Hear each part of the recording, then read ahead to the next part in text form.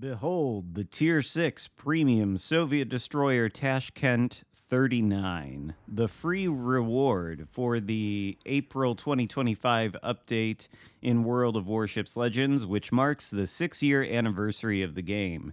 And if you've been playing the game for all 6 years, as I have, then you can go to the store and claim the Tashkent 39 for free.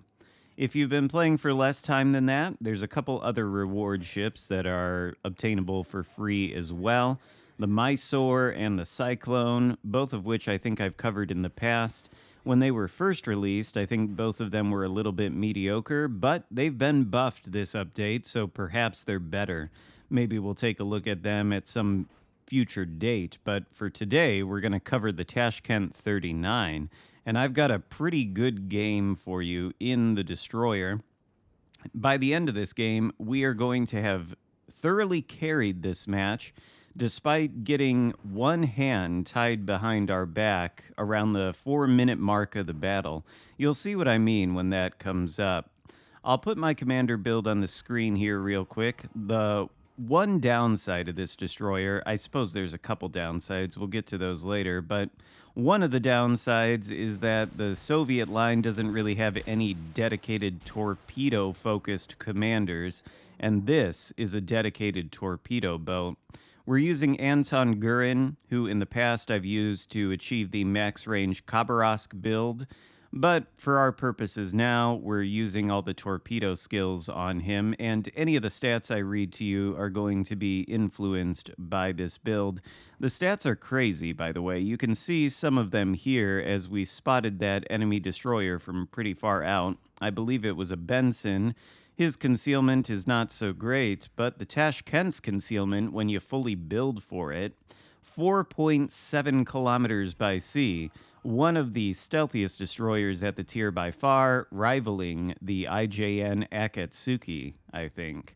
But unlike the Akatsuki, which doesn't have a lot of HP, Tashkent 39, for some reason, boasts 21,200 HP, and that's without somebody like William Sims as an inspiration. That seems like an awful lot of HP for a ship at tier 6. I don't think any other destroyer approaches even 20,000 HP.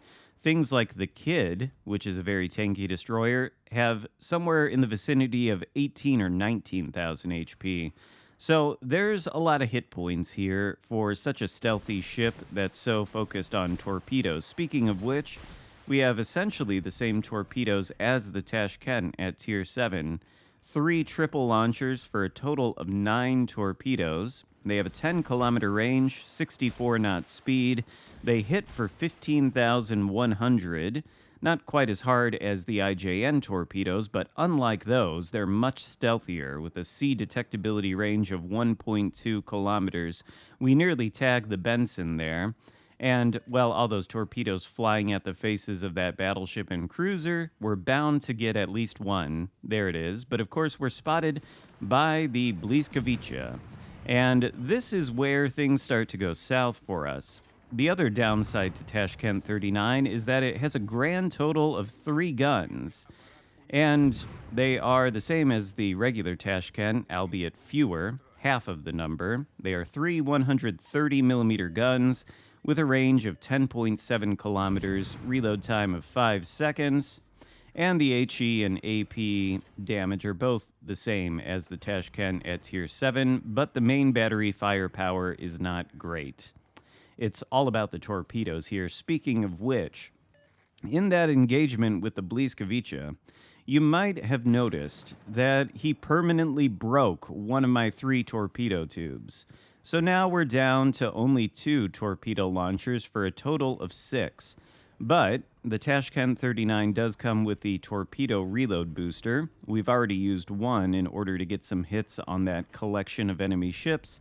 We still have one left to go, although it's going to be a little over 3 minutes before we have it available again.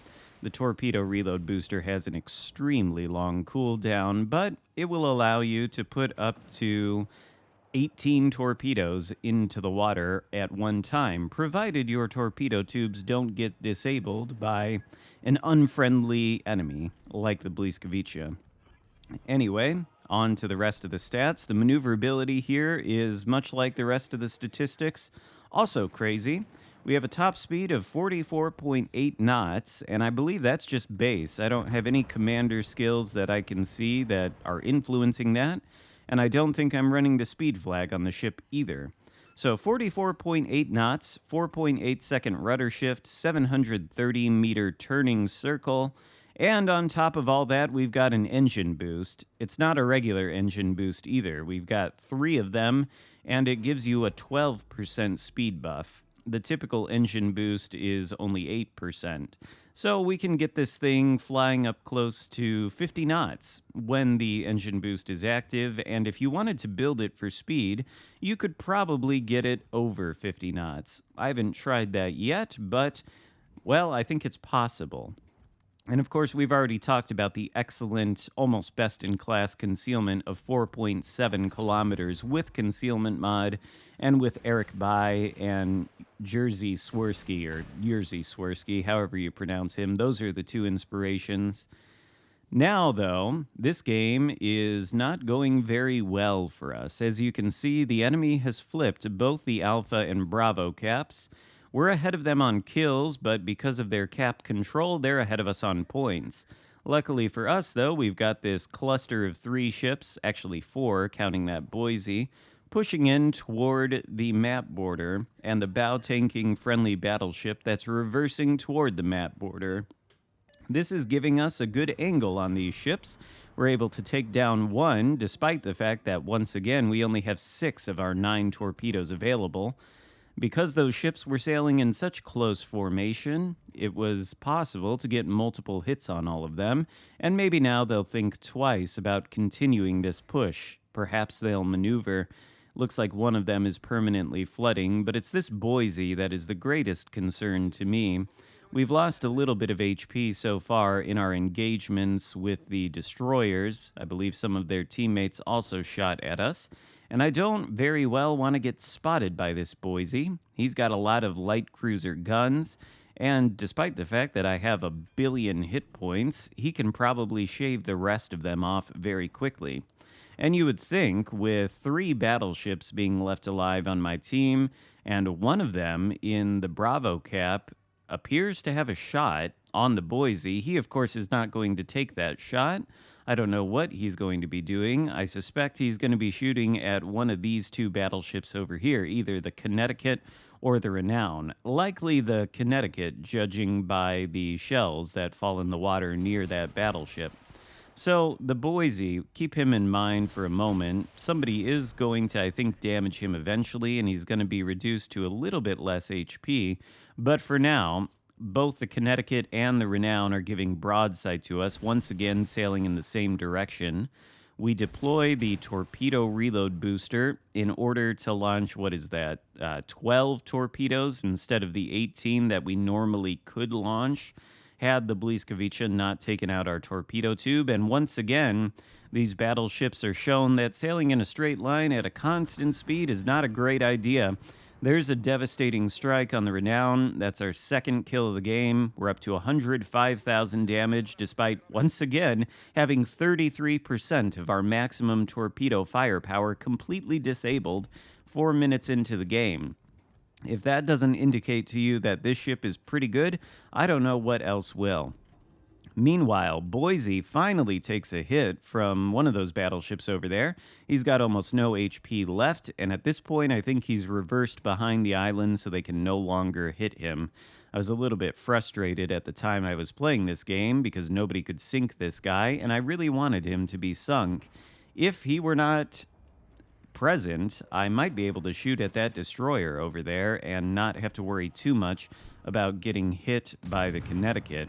In any case, if you want something done in World of Warships Legends, you've got to do it yourself. Boise's broadside to us, we switch to the AP on our 3 tiny little pea shooters, and it only takes 2 shots to take down the Boise for our 3rd kill of the game.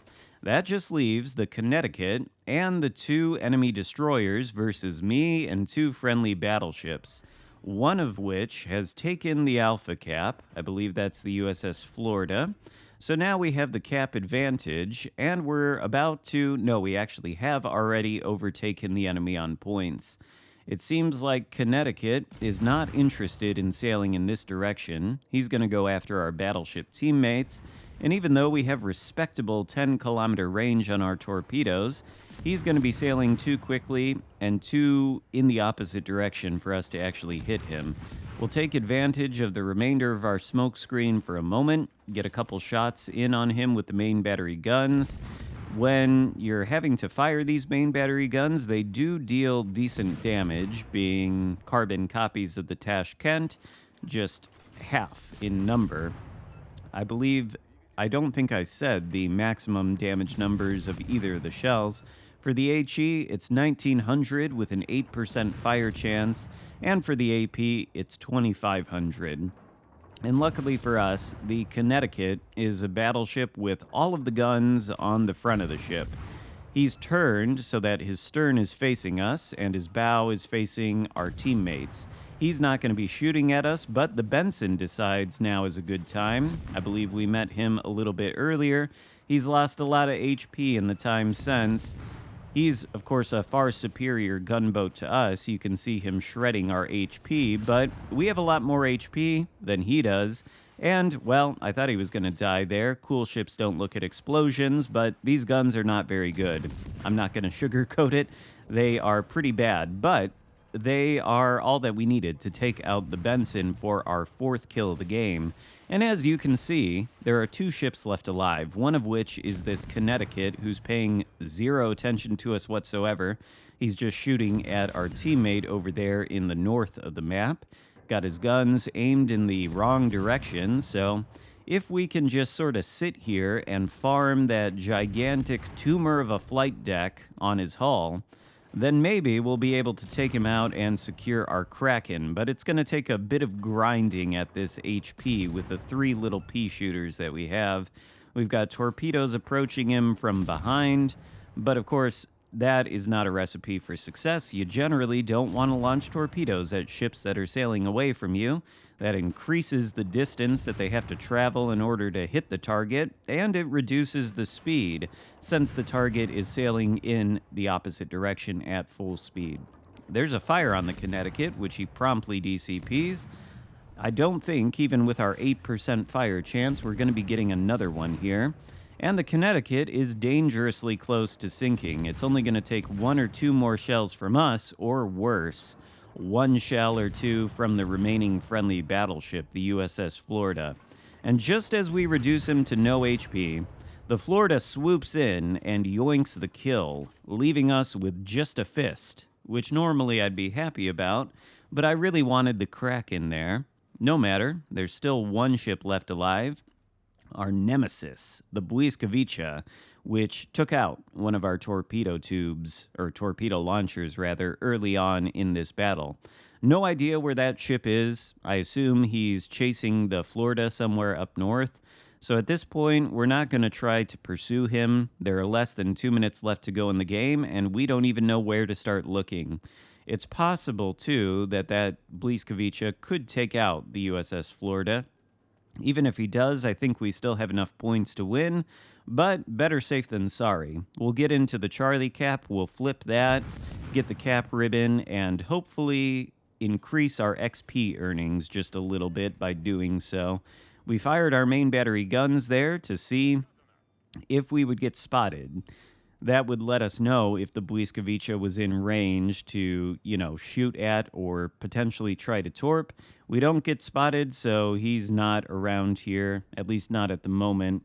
We'll finish taking the cap. The Florida pings us for support. I have no idea what he could possibly want from me, so we say negative, mostly due to the fact that he's pinged me for this entire game, and I don't know how much more support I can provide than 4 kills and 122,000 damage done. 10 seconds away from taking the cap, we are now located by the enemy destroyer, which maybe means he's close enough to spot us. We fire a shot just to see. We've got 10,000 HP left. This is maybe a little bit reckless. Probably wouldn't do it if I were on lower HP, but the idea here is to get the Błyskawica to shoot back at us. He takes the bait, and he's on such low HP that maybe, just maybe, we can secure our Kraken. There's one hit on him, not quite enough to take him out, and these shells are not super accurate. There's only 3 guns. Once again, USS Florida swoops in and yoinks the kill, so we don't get our Kraken, which would have been a nice cherry on top for this battle. But still, very good results in the Tashkent 39, even in spite of our maximum torpedo power being reduced by 33% for more than half the game. Hope you enjoyed the video and this ship. If you've been playing since 2019, I recommend going to the store, redeeming it for free, and trying this thing out. Maybe it's a little bit of a meme, I don't know, but it seems like it's a pretty potent Tier 6 premium destroyer. Give the video a thumbs up, consider subscribing if you haven't already, and I'll see you next time. Goodbye.